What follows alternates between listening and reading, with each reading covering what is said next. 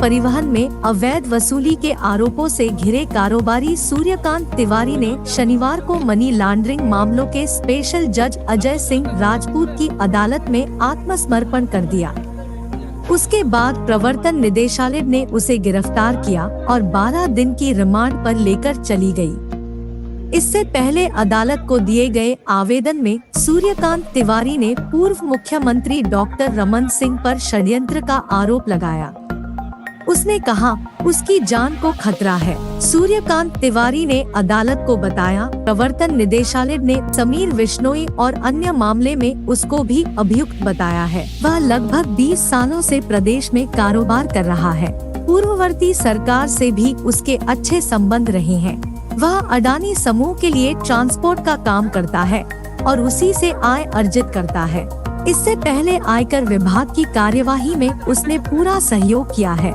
प्रवर्तन निदेशालय कार्यवाही में भी सहयोग करना चाहता है। वह वैधानिक रूप से कमाई गई संपत्ति का ब्यौरा प्रवर्तन निदेशालय को देने में सक्षम है, लेकिन राजनीतिक रूप से प्रेरित इस मामले में प्रवर्तन निदेशालय अधिकारी उसकी सच्चाई को रिकॉर्ड नहीं करेंगे। तिवारी की ओर से कहा गया, प्रवर्तन निदेशालय ने जो मामला दर्ज किया है वह राजनीति से प्रेरित है। राजनीतिक लाभ उठाने के लिए पूर्व मुख्यमंत्री doctor Raman Singh social media में बयान देते आ रहे हैं। एक षड्यंत्र के बाद ही यह मामला प्रवर्तन निदेशालय में रजिस्टर कराया गया है। सूर्यकांत ने आशंका जताई है कि प्रवर्तन निदेशालय के अधिकारी पूछताछ के दौरान उसके साथ 3rd डिग्री का बर्ताव करेंगे। उसको अपनी जान का भी खतरा है। ऐसे में वह चाहता है कि उसे न्यायिक अभिरक्षा में रखा जाए। न्यायिक अभिरक्षा में ही वकील की मौजूदगी में उससे पूछताछ की जाए। गिरफ्तारी के बाद सूर्यकांत ने अदालत से मांग की कि उससे पूछताछ कैमरे के सामने हो। उसको पूरे समय सीसीटीवी कैमरे दायरे में रखा जाए। अदालत से बाहर जाते हुए भी सूर्यकांत ने मीडिया से कहा उसकी जान को खतरा है। यह खतरा किससे है वह समय आने पर बताएगा। जान का खतरा किससे है आपको? इतने दिनों तक आप कहाँ थे? अभी तक कहाँ थे आप?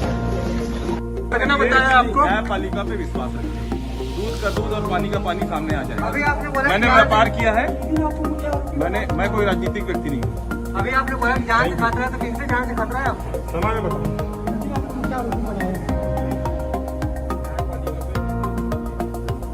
सूर्यकांत तिवारी शनिवार को अपने वकील फैजल रिजवी के साथ चुपचाप प्रवर्तन निदेशालय विशेष अदालत में पेश हो गया।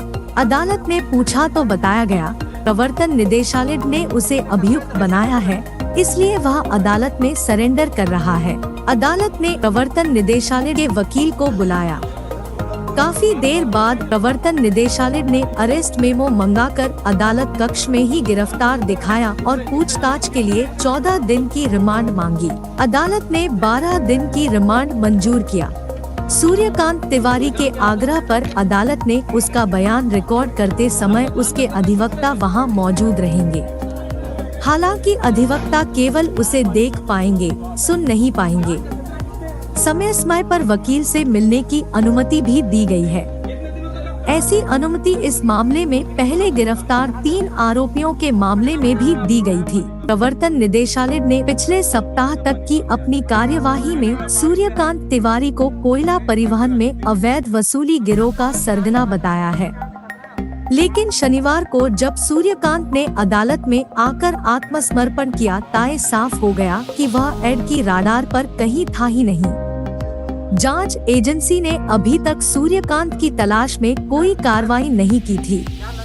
उसके पते पर कोई नोटिस तक नहीं भेजा गया था। यहाँ तक कि अधिकारी इस ओर से इतने बेफिक्र थे कि अदालत से सूचना मिलने पर मुख्यालय से लगातार निर्देश लेकर अपना स्टैंड बदलते रहे। पहले कहा हमने इनको बुलाया ही नहीं है, फिर स्टैंड बदलकर कहा गिरफ्तार करेंगे। उसके बाद 14 दिन की रिमांड मांगी। प्रवर्तन निदेशालय जिस एक मामले को लेकर छत्तीसगढ़ में लगातार तलाशी अभियान चला रही है, वह ट्रांसपोर्ट और कोल कारोबारी सूर्यकांत तिवारी के इर्द गिर्द ही घूम रहा है। IAS समीर बिश्नोई, कारोबारी सुनील अग्रवाल और सूर्यकांत के चाचा लक्ष्मीकांत तिवारी की रिमांड के लिए अदालत को दिए अपने पहले आवेदन में प्रवर्तन निदेशालय ने सूर्यकांत के खिलाफ बेंगलुरु में दर्ज एक FIR से बात शुरू की थी। वहां से बात आयकर विभाग के छापे, central board of direct taxes के पत्र और प्रवर्तन निदेशालय के उसमें इन्वॉल्व होने की कहानी थी।